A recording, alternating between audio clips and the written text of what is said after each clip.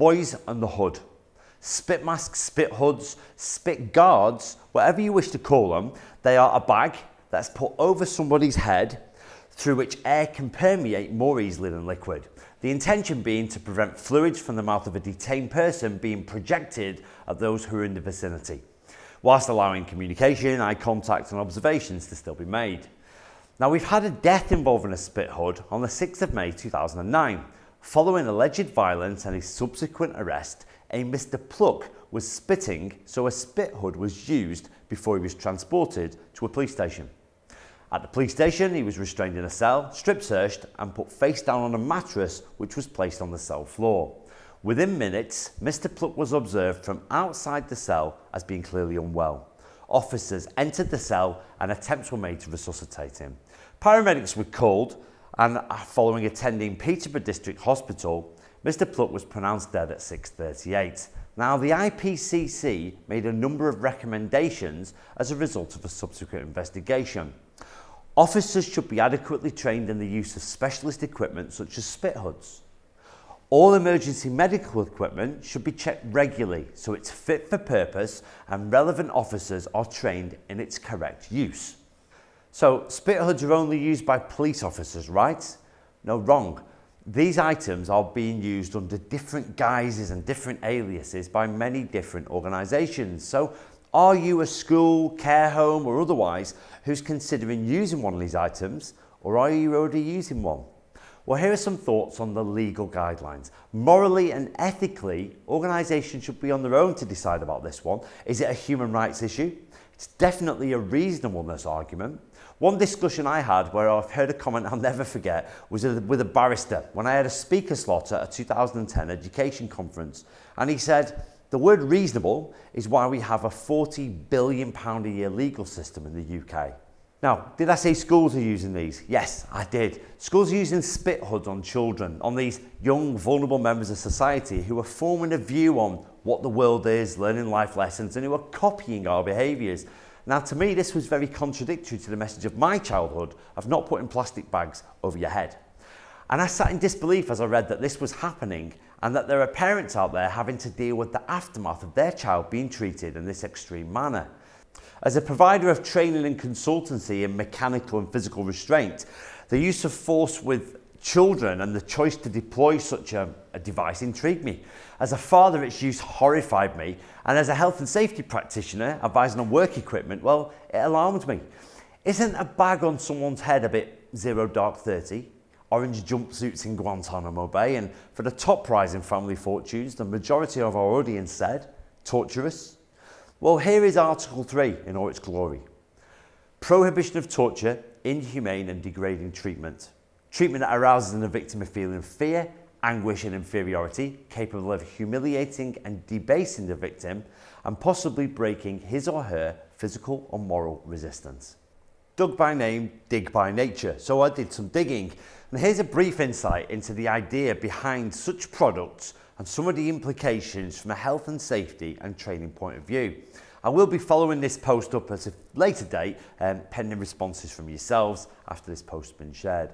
So I made a trip south. After making contact with my network, I was very kindly invited to see a spit guard course in person, which I attended some time ago with the National Police Force. I was able to speak to the police trainers, watch the new police recruits in training, and those existing officers who were due to have their annual refreshers all participate in this and other aspects of their use of force training. I relayed to the police trainers and to the author of their Spit Guard programme in person some of the accounts I've come across where spit hoods or similar devices have been used on children and those with learning disabilities. The response was that they wouldn't expect officers to knowingly use a spit hood on a child. So as for the product, I have got many of these items now after I've bought them off the internet quite easily. And I hope you can see that it's starting to unfold to me more than just a bag to stop spitting. It's far more than that, and rightly so, carries far more implications and regulations. Now, this was one of 12 which the force I spoke to reviewed and then chose due to it being the most fit for purpose, which is good practice. I've worn it, felt claustrophobic and it looks slightly bank robberish. I've handled it, felt like nylon and a bit kinky, kinky bad, not good. And I read the instructions ought to be correct what should be by law the manufacturer's data sheet. And here are a few of the core requirements for the device which are listed on the sticker. The subject should be properly controlled prior to applying the spit hood. Subject should not be left unattended. Secure fit allows eye contact at all times. Use only once discard properly, and develop through intensive field testing. Training in how to use a spit hood. Training to put a bag on a head, please. And maybe some of you sat thinking it's a bag intended to go on a head, so put bag on head. Then when spitting ceases, take bag off head. Well, not quite. Staff should by law receive training in how to use any equipment. This is an absolute statutory requirement, and it states under Regulation 9. Every employer shall ensure that all persons who use work equipment have received adequate training for the purpose of health and safety. And that's from the Pure Regulations 1998. And just to clarify from the NEBOSH National General Certificate, it states on page 18, this duty does not allow choice and takes no allowance of how much an employer can afford. Having observed the course instructing participants, police officers, in how to apply a spit hood, I made note of many safety practices and protocols which have been factored in to reduce the risks associated with applying such a device to a controlled subject. In the case of this particular course, I observed the subject to be under control and in mechanical restraints, handcuffs, and not to be held in a face-down prone position for any prolonged period of time. The emphasis was on bringing the person into a standing or kneeling position or on their side as soon as possible.